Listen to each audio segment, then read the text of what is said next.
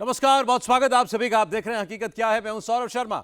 नेपाल की राजधानी काठमांडू में इस वक्त आर्मी तैनात कर दी गई है। पूरे के पूरे नेपाल में लॉकडाउन जैसे हालात हैं। परीक्षाएं कैंसिल, 10 से ज्यादा बड़े शहरों में कर्फ्यू, कुछ जगहों पर शूट एट साइट का देखते ही गोली चलाने का ऑर्डर है। नेपाल के प्रधानमंत्री ने इमरजेंसी मीटिंग बुला ली है। भारत नेपाल बॉर्डर पर हाई अलर्ट जारी हो चुका है। नेपाल में जेन जी ग्रुप का यह प्रदर्शन अब बेहद हिंसक हो चुका है। नेपाली प्राइम मिनिस्टर के घर पर पथराव हुआ है। पत्रकारों को गोली मार दी गई है। अभी तक गोली लगने से 20 से ज्यादा मौतें हो चुकी हैं। 500 से ज्यादा प्रदर्शनकारी घायल हैं। नेपाल इस वक्त युद्ध का मैदान बन गया है। काठमांडू नए कुरुक्षेत्र में तब्दील हो गया है। लेकिन आप ये सुनकर चौंक जाएंगे कि भारत के कुछ नेता, भारत की कुछ पार्टियां हिंदुस्तान को काठमांडू बनाना चाहती हैं। एक बार फिर से सुनिए।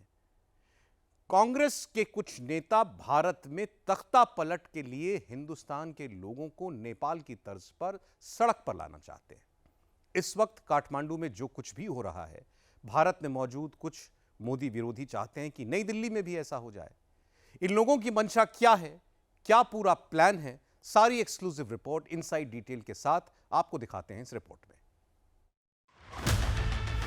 शुक्र है कि हिंदुस्तान में नरेंद्र मोदी हैं, जिनके प्रशंसक कट्टर सियासी विरोधी भी हैं, जिनके फैन दुश्मन देश की पब्लिक भी है और जिनका लोहा मानने वाले दूसरे देशों के राष्ट्राध्यक्ष भी हैं।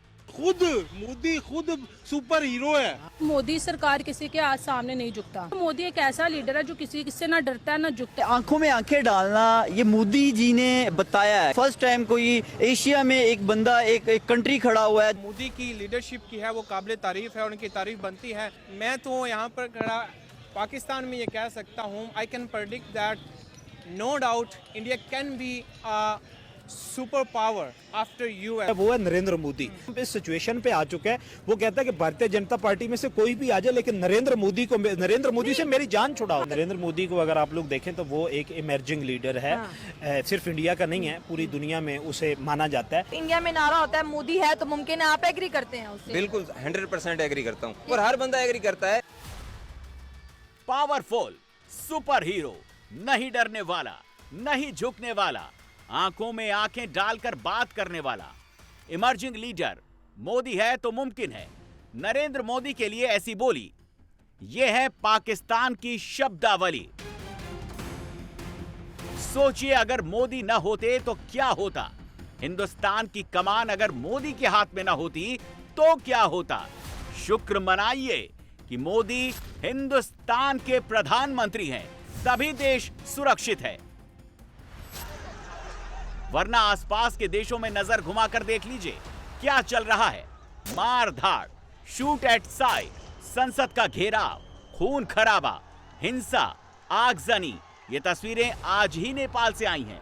नेपाल में सोशल मीडिया पर लगाए गए बैन और करप्शन के मुद्दे पर हजारों की संख्या में जेनजी यूथ ने सड़क से लेकर संसद तक तांडव मचा दिया।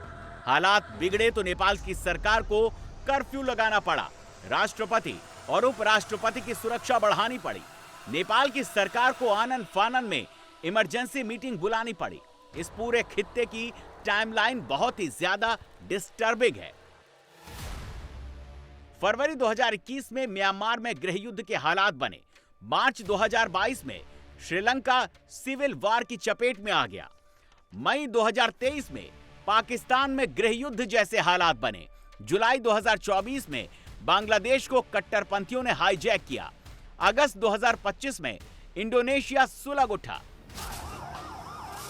2021 से लेकर 2025 तक यह पूरा का पूरा खित्ता अशांत रहा। इन सभी देशों में खलबली मची रही और अब इसमें नेपाल की एंट्री हो गई है। लेकिन अशांति के इस माहौल में हिंदुस्तान में शांति है, क्योंकि नरेंद्र मोदी प्रधानमंत्री हैं। 11 साल से मोदी दिल्ली में एक स्टेबल सरकार चला रहे हैं।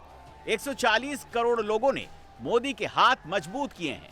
तभी तो न पाकिस्तान जैसा दुश्मन हिंदुस्तान का कुछ बिगाड़ पाया, न ही अमेरिका और ट्रंप की धमकी ही हिंदुस्तान का कोई नुकसान कर पाई। अगर हिंदुस्तान का दुश्मन ये कह रहा है कि पाकिस्तान ने भारत के आगे हथियार डाल दिए, सरेंडर कर दिया, तो ये मोदी की वजह से मुमकिन हुआ है। हिंदुस्तान के पास एक ऐसा प्रधानमंत्री है जो बेहद स्ट्रांग है। वो भले ही पीछे की पंक्ति में बैठता हो, लेकिन देश को हमेशा आगे रखता है, न किसी से डरता है, न पीछे हटता है, न ही झुकता है। अगर भारत के पास मोदी जैसा प्रधानमंत्री न होता तो दिल्ली से लेकर देश के अलग अलग हिस्सों में नेपाल जैसे ही हाल होते। सोचिए, नेपाल एक हिंदू राष्ट्र है, लेकिन इस हिंदू राष्ट्र पर दूसरी ताकतों का कब्जा होने लगा है। 2008 में नेपाल में मोनार्की यानी साम्राज्य की व्यवस्था खत्म होने के बाद से लेकर अब तक 14 सरकारें बनी। 1990 से लेकर अब तक कुल 24 प्रधानमंत्री बने, लेकिन पिछले 10 साल में ही नेपाल में 9 बार प्रधानमंत्री बदल गए। पाकिस्तान पहले से ही मुनीर के शिकंजे में फंसा हुआ है। पूरे साउथ एशिया में इकलौते नरेंद्र मोदी ऐसे लीडर हैं, इकलौता हिंदुस्तान ऐसा देश है जो हर लिहाज से, हर पैमाने पर पिछले 11 साल से सुरक्षित है। और यह बात साउथ एशिया के दूसरे देश के लोग भी मानते हैं। इंटरनेशनल सर्वे एजेंसी प्यू रिसर्च के एक सर्वे के मुताबिक श्रीलंका के 65% लोग भारत को लेकर फेवरेबल व्यू रखते हैं। बांग्लादेश के 57% लोग भी भारत को लेकर फेवरेबल व्यू रखते हैं। इतना ही नहीं, जिस नेपाल में आज सिविल वॉर जैसे हालात बन गए हैं, उस नेपाल के लोग भी भारत को ही अपना सबसे अच्छा दोस्त मानते हैं। Organisation for research on China and Asia यानी ऑर्का के एक सर्वे में पता चला कि नेपाल के करीब 80% लोग चीन के मुकाबले भारत को अपना सबसे अच्छा दोस्त मानते हैं। नेपाल के 51% लोगों का मानना है कि उनके देश में भारत की इमेज काफी सकारात्मक है। इसी सर्वे में जब नेपाल के लोगों से यह पूछा गया कि स्ट्रेंथ और स्टेबिलिटी के पैमाने पर भारत नेपाल के रिश्तों को वो 1 से 10 के बीच में कितने मार्क्स देंगे, तो करीब 51% लोगों ने भारत को 6 से 8 के बीच स्कोर दिया। और ये इसलिए मुमकिन हुआ क्योंकि हिंदुस्तान की कमान नरेंद्र मोदी के हाथ में है। वो मोदी जो न सिर्फ साउथ एशिया के लीडर नंबर 1 है, बल्कि ग्लोबल स्टेज पर भी नरेंद्र मोदी की डिमांड ही सबसे ज्यादा है। मोदी की लीडरशिप वाले हिंदुस्तान पर ही दुनिया का सबसे ज्यादा भरोसा है, और ये भी अलग अलग सर्वे के आंकड़ों से क्लियर है। मॉर्निंग कंसल्ट की सबसे लेटेस्ट अप्रूवल रेटिंग में 24 देशों के राष्ट्राध्यक्षों में नरेंद्र मोदी इस वक्त भी 72% की अप्रूवल रेटिंग के साथ लीडर नंबर 1 है। दुनिया के सबसे ताकतवर देश अमेरिका के राष्ट्रपति ट्रंप भी इस लिस्ट में 45% की अप्रूवल रेटिंग के साथ 7वें नंबर पर हैं।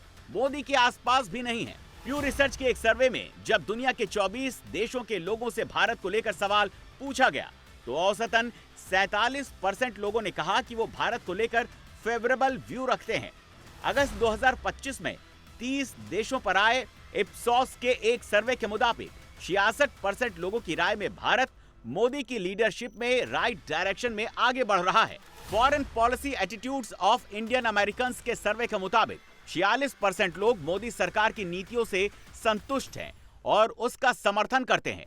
इसी सर्वे में 55% लोगों की राय में भारत का लोकतंत्र मजबूत हुआ है, और इसी सर्वे में 47% लोग नरेंद्र मोदी को बतौर प्रधानमंत्री फुल मार्क्स देते हुए उन्हें अप्रूव कर रहे हैं। बात चाहे पाकिस्तान जैसे देश के साथ कड़ाई से डील करने की हो, या फिर ट्रंप की टैरिफ वाली धमकी का जवाब देते हुए भारत का मजबूत पक्ष दुनिया के सामने रखना हो, नरेंद्र मोदी ने हर मोर्चे को मजबूती से थामा है। और मोदी की इसी डिसाइसिव लीडरशिप की वजह से आज दुश्मन भी मोदी की तारीफ करते नहीं थक रहे। मोदी को मैन ऑफ द वर्ल्ड से लेकर टफ स्टैंड वाले प्रधानमंत्री तक पाकिस्तान के लोग हिंदुस्तान के प्रधानमंत्री पर और क्या क्या कह रहे हैं, अब जरा आपको ये दिखाते हैं। आखिरकार ट्रंप ने व्हाइट हाउस में कहा कि मोदी तो मेरा यार है और हमारी बड़ी पुरानी दोस्ती है। ये कहा कि I will always be friends with Modi, he is a great prime minister, कि मैं हमेशा मोदी का यार रहूंगा और वो बहुत एक अजीम प्रधानमंत्री है। हिंदुस्तान और अमेरिका के दरमियान एक स्पेशल रिलेशनशिप है और किसी परेशानी की कोई जरूरत नहीं। There is nothing to worry about. I don't think we have President Trump when asked about his Truth Social post. Losing India, क्या इंडिया को खो दिया है? उन्होंने कहा नहीं, क्योंकि मैं नरेंद्र मोदी के साथ बड़ा अच्छा मेरे ताल्लुकात हैं, रवाबित हैं। और 2 महीने पहले वो आए थे रोज गार्डन के अंदर, वहां भी मुलाकात हुई थी। तो इतना सब कुछ करने के बाद, धमकियां, टैरिफ, ये सब कुछ करने के बाद, ट्रंप ने अपनी टोन और ट्यून चेंज कर ली है। जवाब के अंदर हिंदुस्तान भी और नरेंद्र मोदी भी कह रहे हैं कि भाई हम तो हमेशा आपके दोस्त थे, हमने तो कभी भी आपके साथ गदा करने की कोशिश नहीं की। तो एक इंटरेस्टिंग बेसिकली ये जो स्टेटमेंट आया है नरेंद्र मोदी साहब का जवाब के अंदर, डेफिनेटली इंडिया एक तरीके से शायद ये इशारा दे रहा है अमेरिका को कि हम आपके कहने से काम नहीं करेंगे, हम अपनी इंडिपेंडेंट फॉरेन पॉलिसी चलाएंगे, और चाहे उसमें रशिया से बात करनी हो या चाइना से। और अमेरिका इस वक्त उनको शायद ये ख्याल नहीं होगा कि चाइना से इनकी बातचीत हो जाएगी, ऐसा। दुनिया तो मोदी का लोहा मान रही है, लेकिन भारत में मोदी के सियासी दुश्मन नेपाल में हुई हिंसा की इन तस्वीरों का रिपीट टेलीकास्ट हिंदुस्तान में होते हुए देखना चाहते हैं, और इसकी स्क्रिप्ट आज से ही शुरू हो गई है।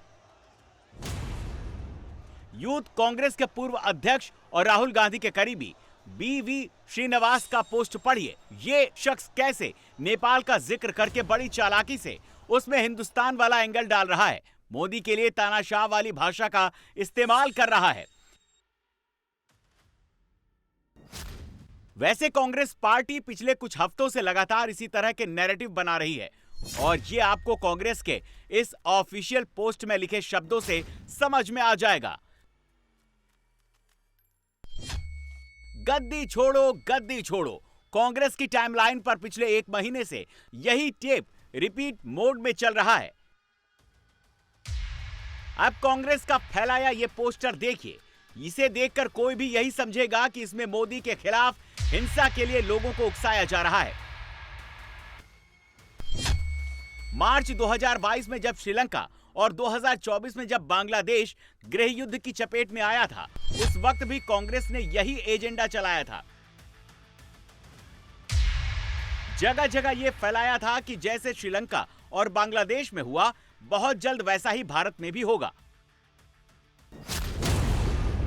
मोदी के खिलाफ कांग्रेस ने उसी पैटर्न को ऑपरेशन सिंदूर के बाद सीज फायर के मुद्दे पर भी खूब घुमाया।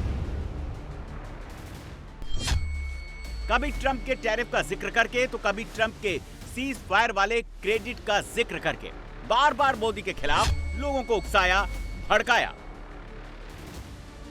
लेकिन देश की जनता ने मोदी के दुश्मनों की चाल को नाकाम कर दिया है, और यह भी अलग अलग सर्वे से क्लियर हो गया। ऑपरेशन सिंदूर के बाद हुए एक सर्वे में देश के 88% लोगों ने नेशनल सिक्योरिटी के मुद्दे पर नरेंद्र मोदी पर भरोसा जताया। एक और सर्वे में तीसरे टर्म में नरेंद्र मोदी की परफॉर्मेंस को देश की 58% जनता अच्छा मान रही है। यानी पब्लिक तो मोदी के ही साथ है, और ये बात विरोधियों से पच नहीं रही।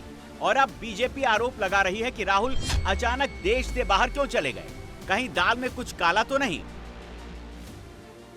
अब राहुल गांधी जहां है, उनकी छुट्टी उनको मुबारक। मैं क्या बोलूं उसको। जब कोई कैजुअल पॉलिटिशियन होता है, ये तो होना ही था। हाँ, अब बहुत काम कर लिया, let me have a break. Mr. Rahul Gandhi, let me gently remind you, in public life there is no break. If you are a leader, you have to be available for the people's cause. चलिए अपना वो break मनाए। क्या है Congress party, कितना लोगों को धोखा देकर मूर्ख बना के वोट लेगी? तो फिर कहूंगा, नॉन सीरियस पॉलिटिशियन रहेंगे तो ये तो होना ही था। ये धोखे, ये फरेब कि जो राजनीति कांग्रेस पार्टी करती है, जनता इसके अब कभी भी दबाव और प्रभाव में नहीं आएगी। कृपया करके धोखा, फरेब, वोट बैंक पॉलिटिक्स का करके आप जनता को बरगलाते हैं, तो जनता उसका जवाब देती है और फिर देगी, है ना। अहंकार, एरोगेंस।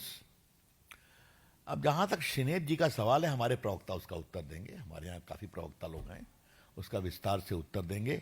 राहुल गांधी कितने सीरियस और नॉन सीरियस हैं वो देश भी जानता है, बिहार की जनता भी जानती है। नरेंद्र मोदी के पॉलिटिकल दुश्मन ब्रेक पर हैं। वो भारत को ब्रेक करके मोदी के खिलाफ हेट वाले प्लान पर काम कर रहे हैं। मोदी के विरोधी बिल्कुल वैसा ही हेट फैलाना चाहते हैं जैसा नेपाल में दिखा, या उससे पहले बांग्लादेश, श्रीलंका, पाकिस्तान, म्यांमार और इंडोनेशिया में दिखा। लेकिन प्रधानमंत्री के दुश्मनों के लिए यह बुरी खबर है कि वो इन दृश्यों को भारत में रिपीट नहीं करवा पाएंगे, हिंदुस्तान को नेपाल नहीं बना पाएंगे, क्योंकि देश को मोदी पर ही ट्रस्ट है, विपक्ष पर डिस्ट्रस्ट है। 140 करोड़ लोग जानते हैं कि अगर कोई ट्रंप से भिड़ सकता है, अमेरिका से भिड़ सकता है, पाकिस्तान के होश ठिकाने लगा सकता है, तो वो मोदी ही हैं। अगर मोदी की बात करें तो भाई मोदी ने उसको बहुत अच्छा रिप्लाई दिया है कि ठीक है, अगर अमेरिका चाहता है इंडिया के साथ रिलेशन बेस्ट करना तो हमें कोई प्रॉब्लम नहीं है, क्योंकि यही एक अच्छे लीडर की बात होती है कि जहाँ से उसको अपनी कंट्री का फ्यूचर नज़र आ रहा है, जहाँ से उसे पता है कि भाई अमेरिका एक सुपर पावर है, ठीक है। अगर उसके साथ इंडिया के रिलेशन बेस्ट होंगे तो वो भी तरक्की करेगा, क्योंकि अब इंडिया को अमेरिका की ज़रूरत नहीं है, लेकिन अब मुझे लगता है कि अमेरिका को इंडिया की कहीं ना कहीं ज़रूरत है। जिस तरह से एक नया लाए सामने आ रहा है, चाइना हो गया, रशिया हो गया, इंडिया हो गया, तो इससे भी ट्रंप कहीं ना कहीं डरा। मुझे लगता है ट्रंप को ये बात किसी ने जाकर बताई है कि देखो तुम इंडिया जैसी कंट्री के साथ पंगा ले रहे हो, उनको तुम्हारे टैरिफ लगाने से, उनको तुम्हारे सैंक्शन लगाने से, उसको तुम जिस तरह से वो इंडिया को डेड इकोनॉमी बोलता, उनको कोई फ़र्क नहीं पड़ रहा। तो बेहतर यही है कि मोदी ने तो तुमसे बात करनी नहीं, तो तुम ही ऐसा पॉजिटिव मैसेज दो ताकि वो खुद तुम्हें रिप्लाई करने पर मजबूर हो जाए। और आज वो मोदी ने कर दिया, क्योंकि मोदी उसकी बात को सीरियस नहीं ले रहा था। उसने कितने इंटरव्यूज़ दिए, उसने कितनी ट्वीट्स बता दी, लेकिन मोदी बिल्कुल चुप था, खामोश था, क्योंकि हर चीज़ का जवाब देना मुनासिब नहीं होता। इंसान को वो आंसर देना चाहिए जिससे उसकी कंट्री के लोग उसको अप्रिशिएट करें। और आज हर तरफ दोबारा इंडिया की वाह हो रही है, पहले भी हो रही थी। मोदी ने भी बोल दिया कि अगर तुम मुझे ऑर्डर दे रहे हो तो ऑर्डर तो हम किसी का नहीं मानते। उन्होंने भी उसको इनकार कर दिया। उसने इतने बड़ी चीज़ें हमें इंडिया पे लगा दी, लेकिन उससे इंडिया को कोई फ़र्क नहीं पड़ा। फिर उसने सोचा होगा कि नहीं यार, ये तो मेरे काबू में आ नहीं रहे, अब मैं ऐसे करता हूँ, मैं ना सॉफ्ट तरह से इनको अपने काबू में लाने की कोशिश करता हूँ। अगर मोदी की बात करें तो वो सारे काम कर रहे होते हैं, लेकिन वो दुनिया को बता नहीं रहे होते। वो सारा होमवर्क अपना कंप्लीट करते हैं। हाँ, अब उनको लगा था कि यार मुझे कहना चाहिए, उन्होंने कह दिया। जहाँ पे आप ये कह रही हैं कि अगर अमेरिका और इंडिया के रिलेशन की बात करें तो बिल्कुल ये ऐसे ही चाहेंगे जिस तरह से जा रहे थे, क्योंकि रिलेशन ट्रंप की वजह से ख़राब हुए थे। इंडिया की तरफ से कोई रिलेशन ख़राब नहीं हुआ। ट्रंप अपनी बातों से वापस फिर सकता है, तो इसका मतलब है कि अमेरिका को इंडिया की ज़रूरत है। यहाँ पर मैं ये नहीं बोलूँगी इंडिया को अमेरिका की ज़रूरत है, अमेरिका को इंडिया की ज़रूरत है। पहले मुझे बताएं ये कौन है? ये शहबाज शरीफ हो गया। ये कौन है? ये पीएम मोदी। इसकी भी मैंने अच्छी खासी जो है ना जान पड़ताल की है। इसमें और उसमें ज़मीन आसमान का फ़र्क है। ये जो है ये अपने जो है अपनी कंट्री में लोगों को गेन कर रहा है, उनको जो है ना यूटिलाइज़ कर रहा है। और ये जो हमारे साहब हैं, ये तो ख़ुद तो क्या, इसकी फैमिली भी सारी, हर बंदा अब तो नारे भी लगा रहा है ये चोर हैं। Obviously prime minister Modi. आप पाकिस्तानी हैं, आपने अपने वज़ीर आज़म के बारे में क्यों नहीं कहा कि ये बेहतर काम कर रहे हैं, वो नहीं कर रहे? एक्चुअली वो उसका खिताब जो है ना वो चेरी ब्लॉसम है, ठीक है। और सेकंड वन वो चोर है, और थर्ड वन जो है वो भिखारी है। ये अपने मुल्क के लिए क्या कर रहा है? ये अपने मुल्क को सपोर्ट कर रहा है, अपने मुल्क को क्या नाम है जनरेट कर रहा है, अपग्रेड कर रहा है, और उसको एक नेक्स्ट लेवल पे लेके जा रहा है, ठीक है। तो इसमें जो ये शहबाज शरीफ कर रहा है, इसमें तो इसको क्या नाम है हुकूमत भी नहीं चलानी आ रही, सीधी जो बात है। जो प्राइम मिनिस्टर है मोदी जी, इनके बारे में जो इंडिया के लोग हैं वो इतनी तारीफें क्यों करते हैं? वो उनको उनके हक दे रहा है, हकूक दे रहा है, ठीक है। जब क्या नाम है एक प्राइम मिनिस्टर अपनी आवाम को साथ लेके चलेगा तो आवाम तो ऑब्वियसली उसका साथ देगी। वो एक अच्छे लेवल पे जा रहे हैं तो हमें उनकी तारीफ करनी चाहिए। ये मोदी है और ये शहबाज शरीफ है। अच्छा, इनमें से बेस्ट कौन है? मोदी। कैसे आपने मोदी का नाम क्यों? क्योंकि मैंने जो सुना है कि वो उस पर एक तरीक साथ लीडर बनने का हफ्त सवार है, ठीक है। ना उसकी बीवी है ना बच्चे हैं, वो मुल्क के लिए काम कर रहा है। और ये दूसरे मियाँ साहब जो ये बिजनेसमैन है, ये तो बिजनेस कर रहे हैं। यानी ये बात क्लियर हो गई है, अगर कोई पीओके ला सकता है, अगर कोई मुनीर को उड़ा सकता है, अगर कोई पाकिस्तान का नामो निशान मिटा सकता है, अगर कोई हथियार इकट्ठा कर सकता है, तो वो कोई और नहीं नरेंद्र मोदी ही है। भारत में मोदी के विरोधी ये माने या ना माने, दुश्मन देश के लोग जरूर मानते हैं कि मोदी है तो कुछ भी मुमकिन है।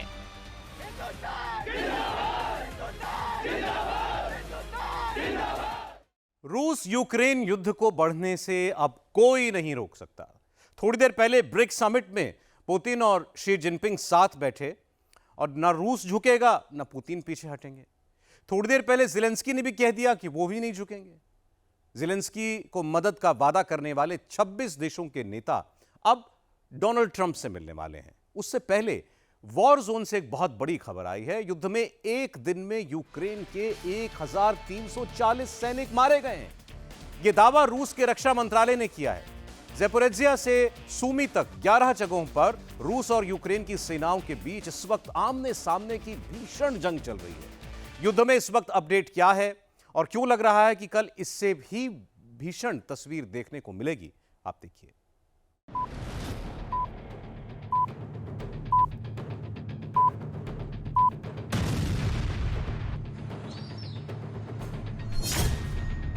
पुतिन के बम तभी बंद होंगे जब ज़ेलेंस्की सरेंडर करेंगे।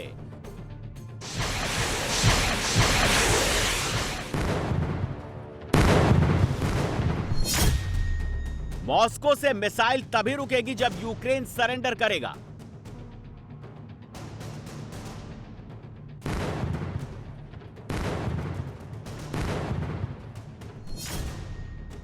पुतिन के ड्रोन तभी थमेंगे जब ज़ेलेंस्की कीव छोड़ेंगे।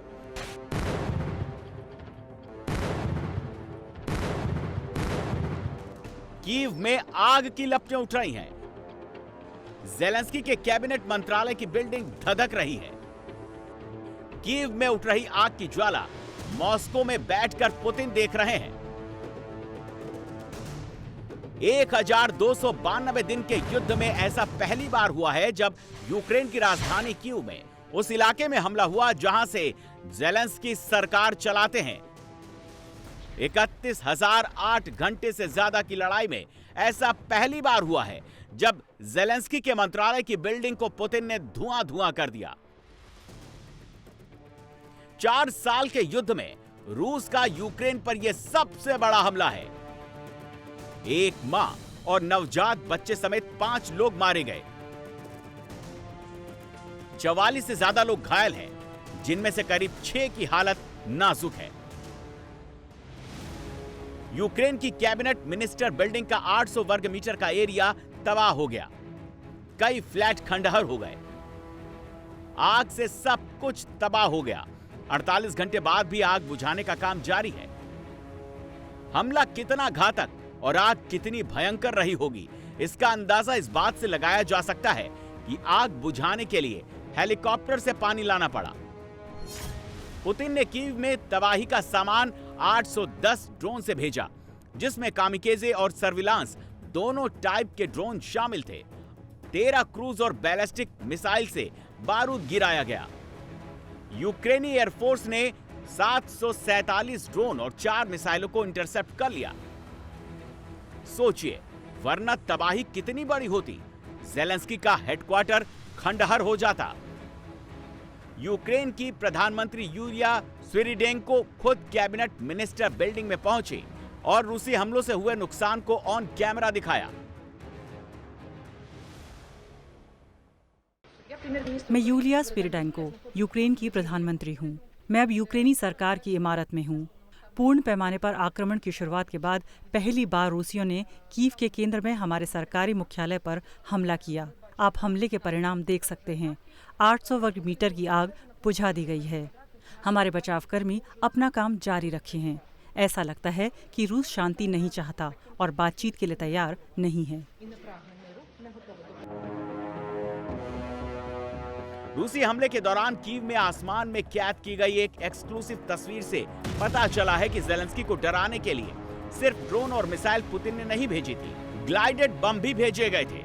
ये तस्वीर ऐसे ही एक ग्लाइडेड बम की है जो हवा में तैरता हुआ आया और जैसे ही कीव की कैबिनेट मिनिस्टर बिल्डिंग आई तो तेजी से नीचे आया और फट गया। रूस यूक्रेन के खिलाफ FAB 1500 और FAB 3000 बमों का इस्तेमाल कई बार कर चुका है।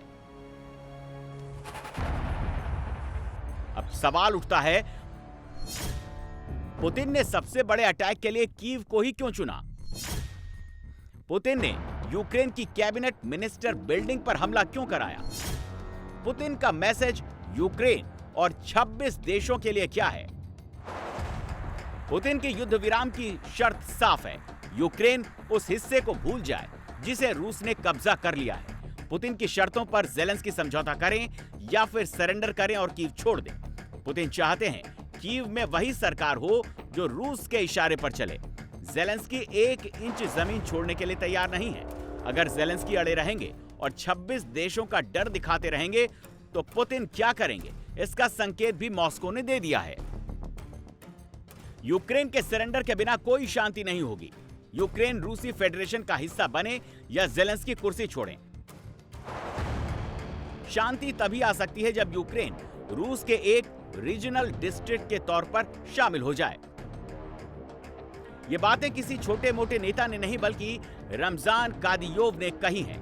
रमजान कादियोव पुतिन के बेहद करीबी हैं। वो रूस के चेचेन राज्य के हेड हैं। यूक्रेन वॉर में कादिरोव की चेचेन आर्मी भी फ्रंट लाइन पर मौजूद है। 7 सितंबर को रूस ने यूक्रेन की 33 जगहों पर एक साथ हमले किए। ये तस्वीरें यूक्रेन के जेपोरेजिया प्रांत की हैं, जहां रूस का एक कामिकाज़े ड्रोन आता है, रिहायशी बस्ती के ऊपर मंडराता और अचानक से नीचे आकर फटता है।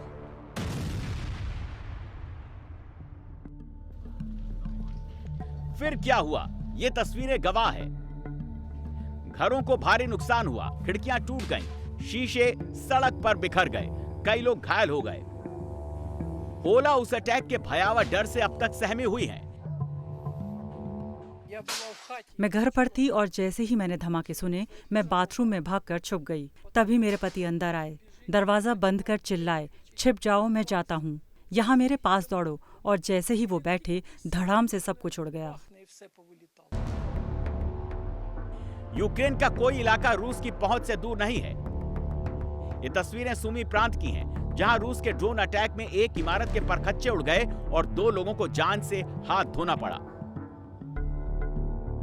Institute for the study of war ने रूस यूक्रेन जंग का विस्तार से विश्लेषण किया है। इसी साल जून में इस्तांबुल में पहले दौर और दूसरे दौर की बातचीत के बाद रूस ने अचानक हमले बढ़ा दिए। ट्रंप और पुतिन के बीच अलास्का समिट के बाद पुतिन ने यूक्रेन पर तबाही ला दी। Institute for the study of war की रिपोर्ट में दिखाया गया कि जब जब रूस यूक्रेन जंग रोकने के लिए कोई बातचीत हुई है, तब तब रूस ने यूक्रेन पर हमले बहुत तेज कर दिए हैं।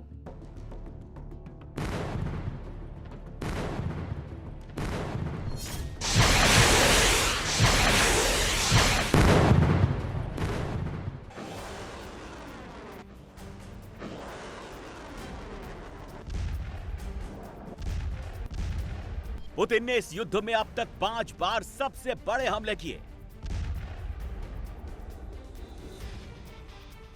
7 सितंबर का हमला सबसे बड़ा है। यह तब हुआ जब 26 देशों ने युद्ध में ज़ेलेंस्की को सपोर्ट करने और सेनाएं भेजने की बात कही।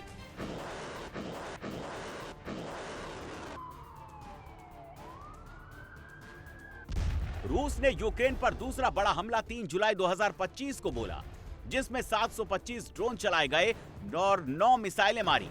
इस हमले से 5 दिन पहले ही ट्रंप और पुतिन के बीच फोन पर बातचीत हुई।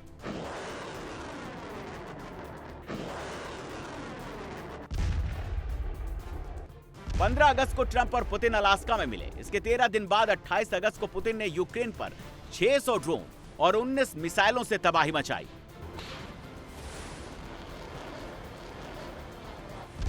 चौबीस अगस्त को भी रूस ने 600 ड्रोन से यूक्रेन में तबाही मचाई और 17 मिसाइलों से यूक्रेन के आसमान को कपा दिया।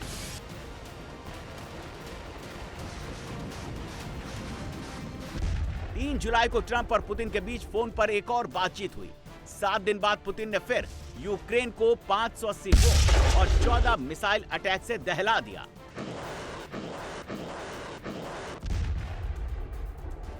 अगले 24 घंटे में ट्रंप यूरोप के बड़े नेताओं के साथ रूस यूक्रेन शांति वार्ता के लिए फिर बातचीत करने वाले हैं।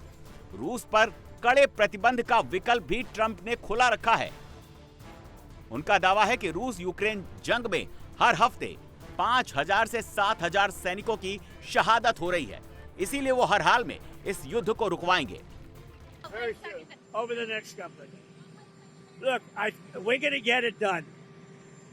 The Russia-Ukraine situation, we're going to get it done. I have confidence we're going to get it done. Reports के मुताबिक रूस यूक्रेन युद्ध में रूस के 2.5 लाख से ज्यादा सैनिक मारे गए, 10 लाख से ज्यादा रूसी सैनिक जख्मी हुए। युद्ध में यूक्रेन के 1 लाख सैनिक मारे गए और 4 लाख से ज्यादा सैनिक जख्मी हुए। इस वक्त रूस और यूक्रेन के बीच आमने सामने की सबसे तगड़ी लड़ाई 11 मोर्चों पर चल रही है। ये 11 फ्रंट ज़ेपोरिज़िया से डोनेट्स्क और सूमी तक के इलाके हैं। यहाँ रूसी आर्मी बहुत एडवांस पोजीशन पर पहुंच गई है। यूक्रेन की सेना उन्हें रोकने की कोशिश कर रही है। कुछ इलाकों में यूक्रेन की सेना ने दोबारा कब्जा भी किया है। सबसे तगड़ी लड़ाई प्रोवोस्क में चल रही है, जहां कुछ गांव में रूसी सेना का कब्जा हो चुका है तो कुछ गांव यूक्रेन ने वापस जीत लिए हैं। यूक्रेन के न्यूज़पेपर द कीव इंडिपेंडेंट के मुताबिक अगस्त में प्रोवोस्क में यूक्रेनी फाइटर ने जितनी जमीन खोई थी उससे 5 गुना ज्यादा वापस जीत ली है। यूक्रेन के 20% हिस्से पर अब भी रूस का कब्जा बना हुआ है। यूक्रेन की करीब 1,14,500 वर्ग किलोमीटर जमीन अब पुतिन के कब्जे में है। क्रीमिया, डोनेट्स्क, लुहांस्क, खेरसोन और ज़ेपोरिज़िया में रूस का कब्जा हो चुका है। अब या तो ज़ेलेंस्की झुकेंगे या युद्ध और भड़केगा, क्योंकि पुतिन कब्जाई हुई जमीन नहीं छोड़ेंगे।